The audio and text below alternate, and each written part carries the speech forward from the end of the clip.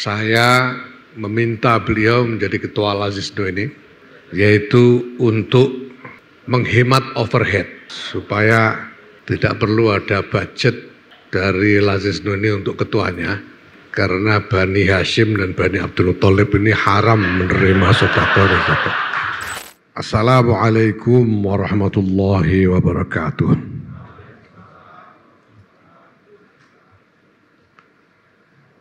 Alhamdulillah wa syukurillah wa salatu wassalamu ala rasulillah Sayyidina wa maulana Muhammad ibn Abdullah wa ala alihi wa sahbihi wa mawalah. Amma ba'd, yang saya hormati Wakil Menteri Agama Republik Indonesia yang mulia Bapak Saiful Rahman Dasuki, yang saya hormati Ketua Basnas yang mulia Profesor Dr. Nur Ahmad, yang saya hormati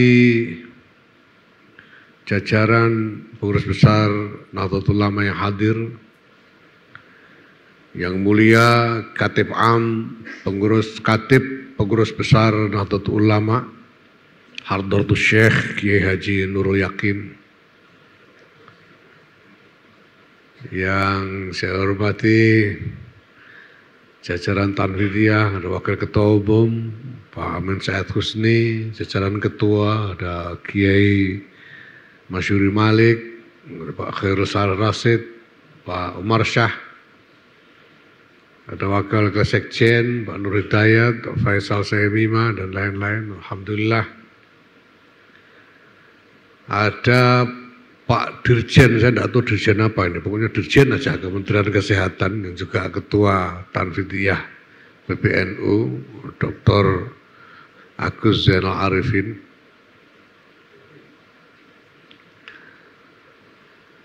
Yang saya hormati Ketua Lazisno, Al-Habib Ad-Doktur Ali Hasan Al-Bahar. Apapun penelitian yang dilakukan oleh orang, apapun tesis-tesis dibuat oleh orang, walau aftal muftun, saya tetap berhusnudzon bahwa beliau Bapak Ali ini adalah min dzurriyyati Rasulillah sallallahu alaihi wasallam. Dan itu memang salah satu alasan saya meminta beliau menjadi ketua Lazisno ini, yaitu untuk menghemat overhead supaya tidak perlu ada budget dari Lazisno ini untuk ketuanya, karena Bani Hashim dan Bani Abdul Thalib ini haram menerima sedekah.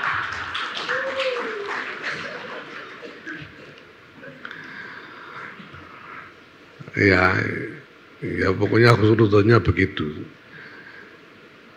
Kiai Abdullah bin Abdus Salam, beliau ini paman dari Kiai Muhammad Ahmad Sahal bin Mahfuz, putra dari Kiai Abdus Salam Kajen. Suatu ketika ada orang sowan kepada beliau, orang kaya, membawa setumpuk uang sowan kepada Kiai Abdullah Salam. Dan kemudian beliau menyampaikan, ya ada salah omongnya orang ini. Dia katakan, nuwun sewu Kiai, ini sedekah saya untuk panjenengan, kata orang ini. Dengan menyerahkan setumpuk uang yang tidak sedikit. Kiai Abdul Salam kemudian mengatakan, oh jadi kamu menganggap saya ini fakir ya, katanya. Kiai Abdul Salam, enggak begitu. Enggak Kiai, enggak, ini saya memang ingin bersedekah. Apa di kampungmu sudah enggak ada orang fakir? Oh, ada sudah semua ya. Ini khusus saya sisihkan untuk panjenengan. Orang ini udah ketakutan karena tahu salah omong dia. Tapi lalu Ki Abdul Salam mengatakan, ya sudah, pokoknya ini untuk saya ya, tasarrufnya terserah saya ya, kata Ki Abdul Salam. Iya ya. Lalu ada santri-santri yang sedang lari-lari di halaman pondok itu dipanggil sama Ki Abdullah Salam. Sini. Datang salah satu, terus segepok uang itu tadi diberikan kepada santri tadi. Nih, bagi teman-temanmu. Wah, ramai itu. Ribut karena tiba-tiba ada pembagian uang tanpa harus mencoblos siapapun itu. Senang. Nah, uang sampean sudah membuat senang sekian banyak santri. Itu adalah cara Ki Abdullah Salam menolak pemberian. Kenapa? Karena beliau sendiri berhusnudzon bahwa beliau adalah dari Bani Hashim atau Bani Abdul Muttalib, sehingga beliau tidak mau melanggar larangan menerima sedekah atau zakat. Ini memang soal husnudzon ini, soal husnudzon. Dalam praktek husnudzon ini penting untuk yang bersangkutan, supaya tidak melanggar larangan. Memang kalau memang berani terima resikonya gitu. Ya. Karena ada seorang kiai yang lain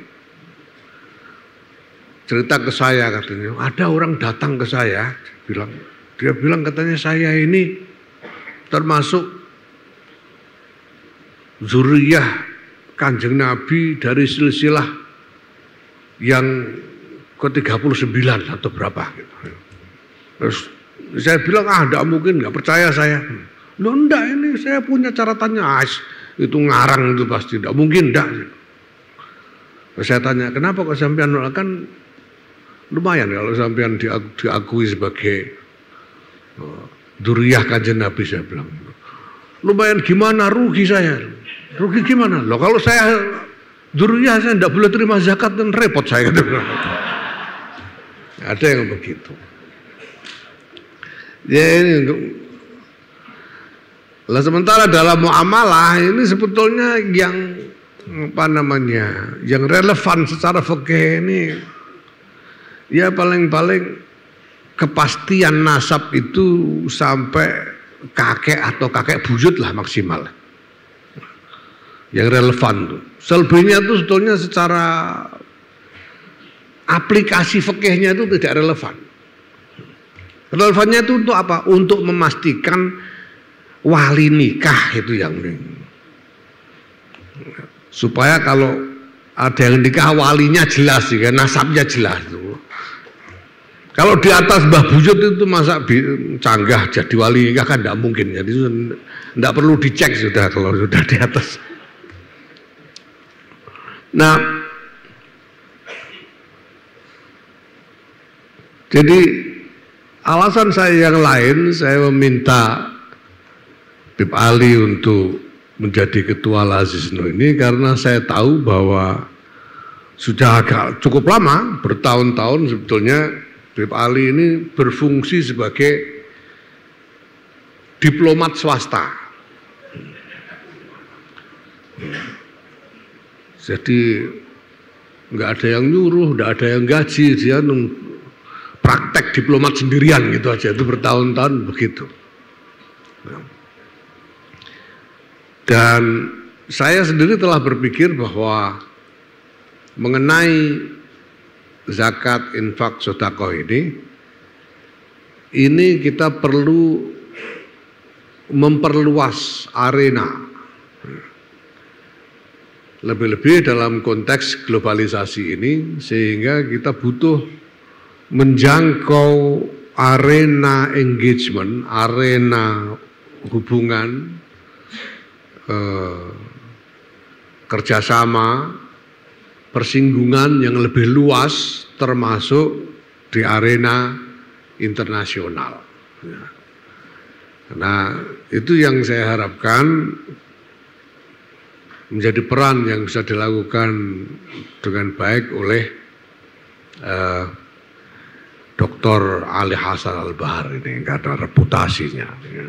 Alhamdulillah kita bisa melihat bahwa di bawah kepemimpinan beliau, ya, saya kira tampak jelas sekali ya, on record bahwa engagement Lazisnu ini berkembang baik sekali secara internasional, alhamdulillah.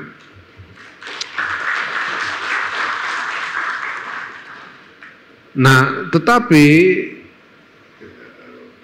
Bapak Ibu sekalian yang saya hormati, lebih dari soal ngambil zakatnya, lebih dari soal mengumpulkan zakat, infak dan sedekahnya, sebetulnya yang lebih penting dari amal zakat ini adalah tauzik dan tasarrufnya.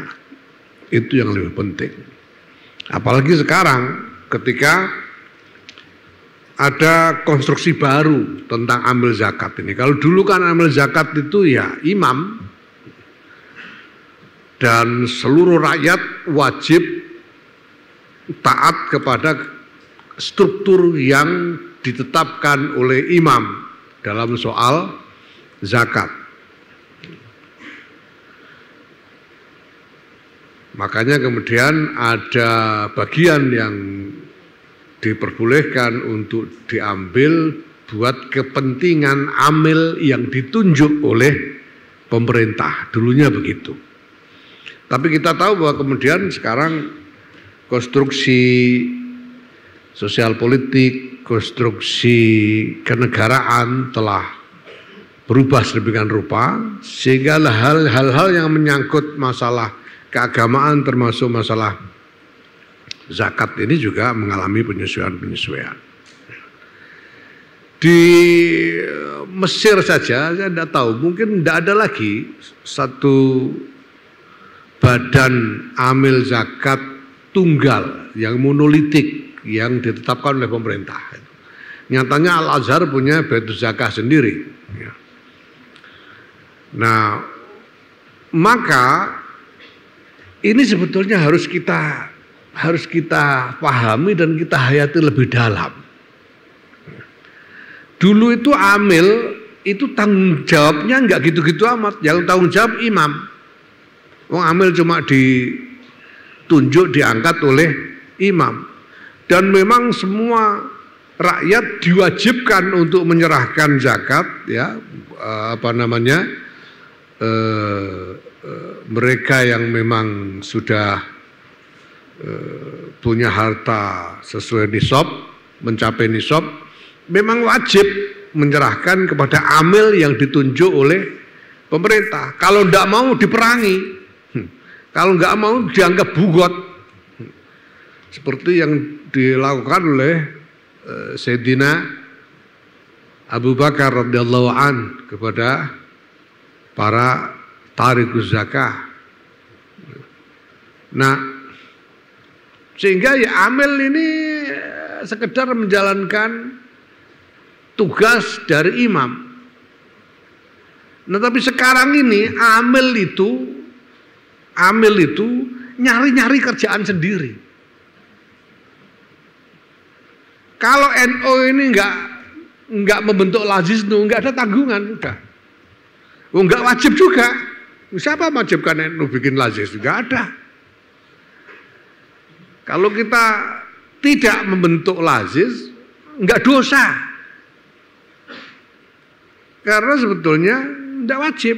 Jadi kalau kita membentuk lazisnu, itu kita nyari-nyari kerjaan sendiri.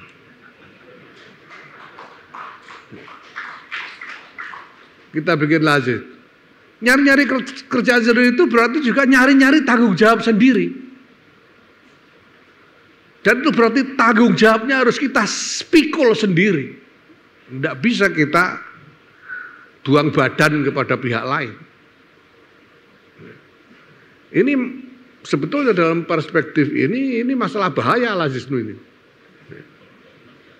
Bahaya menghadapi ya hisab Allah Subhanahu wa taala. Gimana? Enggak wajib kok minta tanggung jawab sampean itu. Nah, maka kita berarti harus lebih berhati-hati dalam soal ini. Itu sebabnya saya katakan ya nyari tanggung jawab, tapi ya jangan jangan ngoyo-ngoyo, nyari tanggung jawab kok ngoyo gitu. Ya. Ngoyo itu artinya kalau kita berkampanye supaya bisa mengumpulkan zakat, infak sebanyak-banyaknya, itu namanya nyari tambahan tanggung jawab secara ngoyo gitu. Ya boleh-boleh aja gitu ya. Ya manfaatnya kan paling cuma buat gaya-gayaan aja tuh itu. Kalau bisa dapat banyak, gaya gitu ya. Padahal tanggung jawabnya berarti lebih besar. Maka lebih penting dari mengumpulkan itu soal tauzik dan tasarrufnya. Bagaimana kita membagi dan mentasarrufkan apa yang sudah terkumpul kepada kita. Lebih baik kita melakukan tauzik dan tasarruf secara kredibel, prudent, dengan pertanggungjawaban, dengan akuntabilitas yang sungguh-sungguh sempurna, baik di hadapan masyarakat, dan kemudian berdasarkan itu kemudian masyarakat terpanggil sendiri untuk menitipkan zakat, infak dan sedekahnya kepada kita daripada kita bujuk-bujuk orang ya, sementara kita tidak terlebih dahulu membuat skema yang jelas mengenai tauzik dan tasarrufnya ya. Nah, Bapak sekalian saya hormati, itu tadi ayat yang dibaca oleh Qori ini Masya Allah. Idza qila lakum tafassahu fafsahu yafsahillahu lakum. Kiai Abdul Wahab Hasbullah pada tahun 1952 itu memerintahkan kepada NU, beliau sebagai Rais Am pada waktu itu, perintah beliau tafassahu. NU yang tadinya itu sebetulnya organisasi yang sangat eksklusif, organisasi ulama yang sangat eksklusif. Tidak gampang orang bisa daftar jadi anggota. Saya dapat cerita dari Kiai Muhid Muzadi, kakaknya Kiai Hashim Muzadi yang tertua, bahwa pada waktu beliau menjadi santri, beliau mondok di Tebuireng, beliau itu udah santri senior. Tangan kanannya Kiai Abdul Karim Hashim, santri senior. Semua urusan pesantren yang berada di bawah tanggung jawab Kiai Karim Hashim itu, Kiai Abdul Karim Hashim itu diserahkan operasinya kepada Kiai Muhid Muzadi.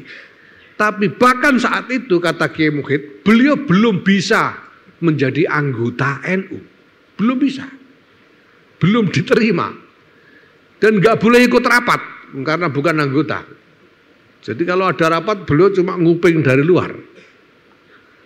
Kenapa yang bisa jadi anggota ini kiai-kiai yang sudah disepakati oleh semua kiai-kiai yang lain bahwa memang punya kapasitas sebagai ulama yang muktabar, sebagai alim yang muktabar. Jadi sulit sekali. Ya.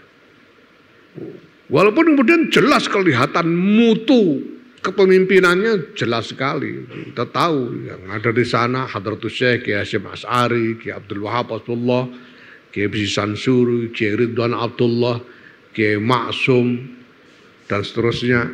Ya. Ya. Tapi memang ketat sekali. Tapi di bawah kepemimpinan Kiai Abdul Wahab Hasbullah tahun 1952 beliau deklarasikan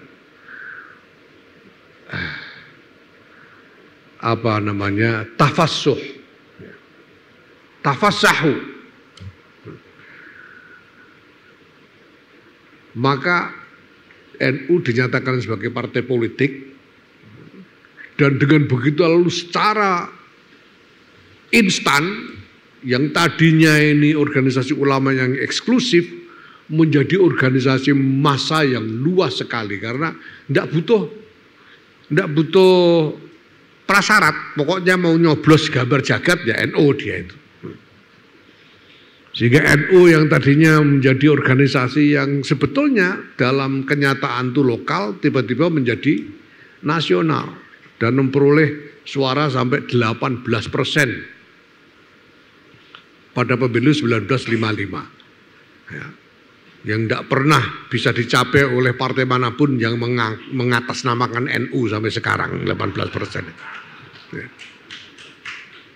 Ya, dan memang jelas dan nyata janji Allah yafsahillahu lakum, sehingga perhubungan NU dengan berbagai pihak menjadi semakin luas ya.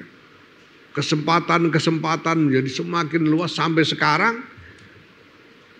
Terakhir saya sampaikan berulang-ulang, hasil survei terakhir tahun 2023 sudah 56,9% penduduk Indonesia mengaku NU. Ini betul-betul sudah yafsahillah lakum. Nah, dalam keadaan begini Bapak Ibu sekalian, kita butuh kelanjutan dari ayat ini. Wa idza qilan suzu fansuzu. Kalau sudah ada ifsah yang sampai begitu luasnya ini, ya kita perlu konsolidasi lagi. Ini yang kemudian diumumkan oleh PBNU sejak awal. Mari kita merapat kembali. Qilan suzu. Kita lakukan konsolidasi secara komprehensif.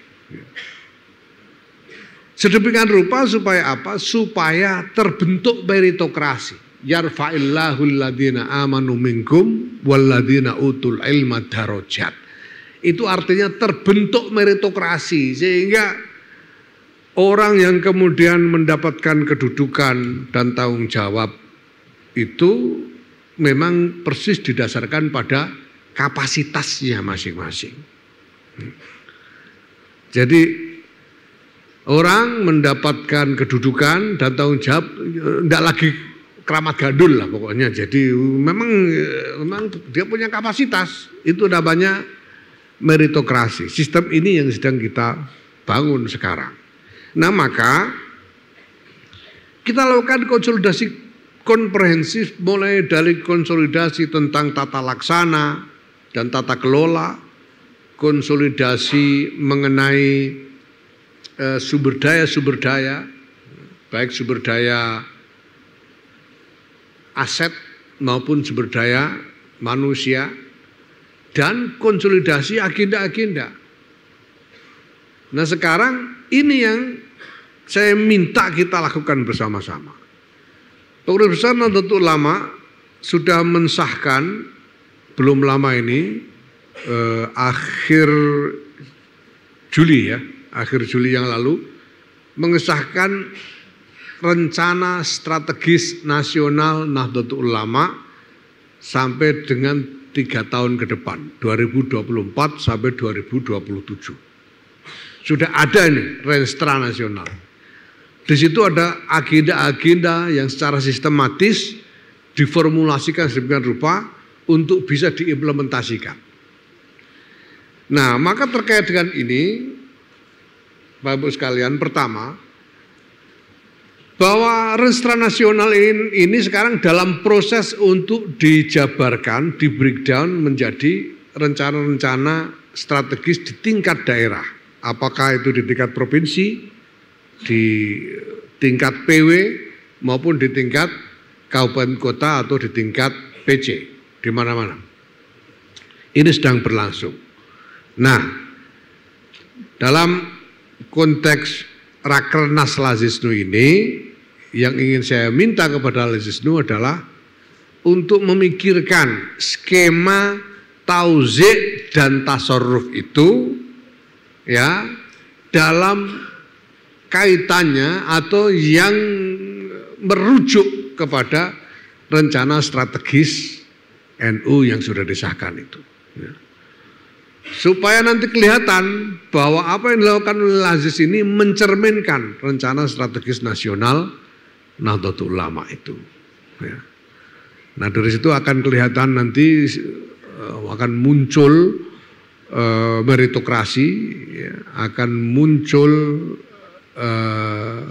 realitas signifikansi NU, makna kehadiran NU di tengah-tengah masyarakat. Dan kalau itu bisa kita capai, maka ini para mitra yang hadir di sini ada dari BCA, mungkin dari bank-bank yang lain, ya. Ini akan jadi lebih ngerti kalau kita bermitra dengan Lazisnu itu kira-kira jadinya apa nanti gitu. Karena nanti di dalam registra itu yang ada itu bukan hanya tentang bentuk-bentuk kegiatan, tapi juga target tentang impact, tentang dampaknya apa. Bukan hanya soal inputnya, tapi outcome-nya apa. Apa yang ingin dicapai sebagai dampak realitas di tengah masyarakat. Nah ini semua ya sedang kita bangun model-model perumusannya, dan saya kira kesempatan Rakernas Lazisnu ini merupakan kesempatan yang baik sekali. Ya, saya minta nanti Bib Ali bisa komunikasi intensif dengan Pak Amin Said Husni sebagai penanggung jawab utama soal ini. Ya. Nah agar nanti skema rencana kerja dari Lazisnu ini nanti memang sesuai, ya. Sehingga Lazisnu jadi koheren, ya. Bukan hanya kohari tapi koheren betul, ya. Nah hal lain yang juga perlu diperhatikan adalah mengenai penggunaan platform digital, ya. Ya, terima kasih dan saya ucapkan selamat kepada Lazisnu telah berhasil mengembangkan platform digital yang reliable, ya. Tapi ya perlu diketahui bahwa sekarang kita ini juga sedang membangun roadmap untuk konsolidasi penyatuan berbagai macam platform digital di lingkungan NU ini, ya, berdasarkan agenda untuk membangun ekosistem NU yang koheren. Di ekosistem NU itu kan isinya macam-macam. Ya struktur NU, banom-banom, pondok-pondok pesantren, madrasah-madrasah, majelis-majelis taklim, itu ekosistem NU. Kita sekarang sedang membangun strategi untuk mengkonsolidasikan seluruh ekosistem ini menjadi ekosistem yang koheren. Nah salah satu metodenya adalah dengan konsolidasi digital. Ya, maka nantinya ya, akan ada proses integrasi dari platform-platform digital yang ada di dalam ekosistem NU ini, termasuk Lazisnu dan terutama saya kira nanti juga termasuk platform digital yang dimiliki oleh pesantren-pesantren, madrasah-madrasah, ya, apalagi banom-banom. Kita integrasikan menjadi satu semesta digital NU. Sehingga orang yang punya hajat, punya interest yang berbagai macam ini, mereka nanti tidak perlu mendownload macam-macam aplikasi yang berbeda-beda, tapi cukup satu aplikasi dan semua yang dia butuhkan akan ada di situ semuanya. Nanti insya Allah seperti ini kita sedang mulai, ya. Mudah-mudahan bisa kita selesaikan tuntas dalam waktu ya selambat-lambatnya 3 tahun ke depan, insya Allah.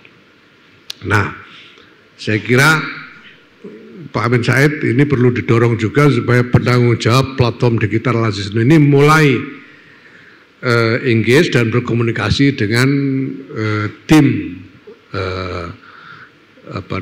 konsolidasi digital NU yang sudah kita bentuk.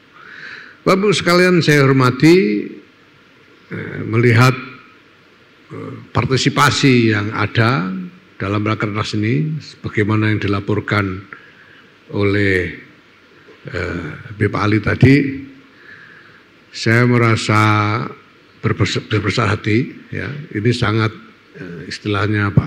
Encouraging, ya. Sangat membesarkan hati dan membuat optimis bahwa Lazisnu ini nanti akan bisa berkembang dengan lebih baik. Ya. Dan saya ingatkan sekali lagi, berkembang lebih baik itu artinya tauzik dan tasarrufnya lebih akuntabel, lebih kredibel, dan lebih memiliki makna strategis yang sungguh-sungguh dirasakan oleh masyarakat. Selamat berapat kerja, semoga menghasilkan manfaat-manfaat yang membawa berkah untuk Nahdlatul Ulama, untuk masyarakat, untuk bangsa dan negara, dan untuk kemanusiaan. Wallahul muwaffiq ila aqwamit thoriq. Wassalamualaikum warahmatullahi wabarakatuh.